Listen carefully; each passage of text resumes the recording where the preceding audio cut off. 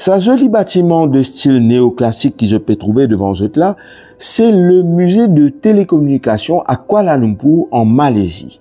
C'est ce qui nous va le visiter maintenant et me dédier sa visite là à Venen Parathian, un grand Mauricien, un grand frère, qui fut pendant des décennies chef de protocole de l'Union internationale des télécommunications à Genève.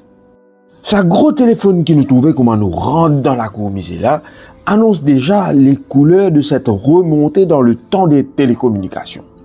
Il aussi rappelle-nous qu'il premier appel téléphonique qui fait dans Maurice entre la maison du gouverneur à Réduit et le Government House en 1883 quand une première ligne téléphonique fut installée dans le pays.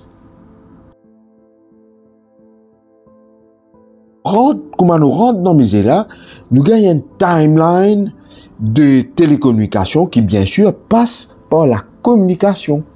Mais d'abord, il faut connaître c'est quoi la communication. La communication, c'est un échange d'informations entre des personnes. Et la télécommunication, c'est un échange d'informations entre des personnes, mais à distance. Communication lie une petite chose vitale dans la vie sociale, dans la vie d'un être humain. C'est ça sur la force. C'est sa capacité de communiquer et sa capacité de collaborer et de synthétiser après avoir échangé des informations. Ce désir de communiquer, cette nécessité de passer des informations, lui remonte à la nuit des temps. Comment là, nous trouvons une réplique, une roche, que des hommes préhistoriques fin faire un dessin pour représenter certaines choses relatives à l'époque. Là, nous trouvons une pierre qui date du XIVe siècle, musulman qui déjà là, il écrit en langue arabe et il est relative à écrit religieux de l'époque. Ça aussi, il y a un type d'information qui est exposé dans sa musée là. Ici, nous pouvons trouver bateau qui date depuis bien longtemps, pirogue plutôt, et fallait nous connaître qui moyen de transport, c'est aussi un moyen de communication. Là, nous pouvons trouver un Coran. L'islam, il arrive en Malaisie en l'an environ 1200 après Jésus-Christ, et Coran, longtemps, il était manuscrit, il est écrit en calligraphie aussi, jusqu'à l'arrivée de l'imprimerie au 19e siècle. Ça aussi, il y a une forme de communication. C'est la communication spirituelle, la communication religieuse. Là, nous pouvons représentation d'un éléphant. Éléphant qui est un moyen de transport, toujours un moyen de transport en Malaisie, ça aussi, il y a un moyen de communication, partage d'informations. C'est le London Missionary Society qui amène l'imprimerie en Malaisie, plus précisément en Malacca. Et là, nous pouvons trouver la Gazette, première la Gazette qui fut imprimée en Malaisie en 1888. Quand on calculait à Maurice, nous prenons la Gazette qui fut imprimée au 18e siècle.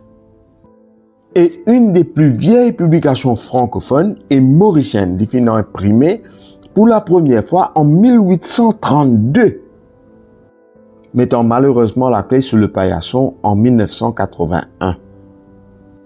Et là, nous pouvons trouver une des premières radios, moyen de communication puissant, créé par un monsieur qui s'appelle Marconi. Avec la radio commence la démocratisation de l'information. Le train rentre en Malaisie en 1870.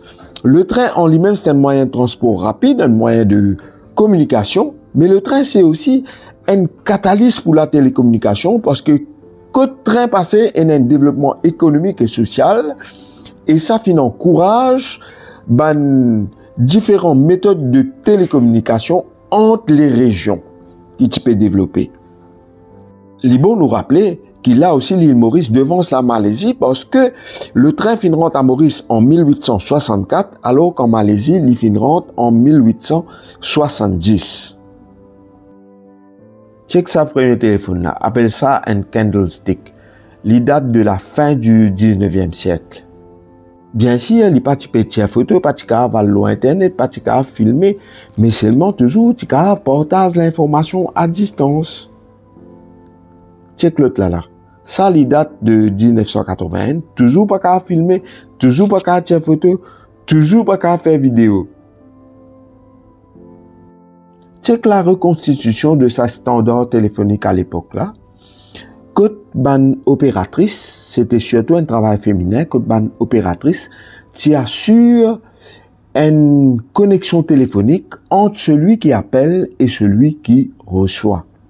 À ce jour, l'eau un simple téléphone portable, ou peut capable non seulement cause avec plusieurs dimoun, à travers un logiciel comme WhatsApp ou Zoom par exemple, mais aussi ou capable causer des autres en direct et ou capable trouve zot.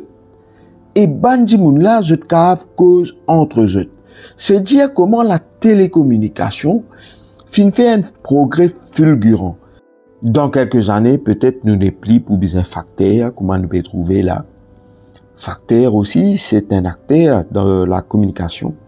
Et nous très loin de l'époque que Tibisa tape dans du bois pour annoncer un incendie ou pour faire un appel à la prière.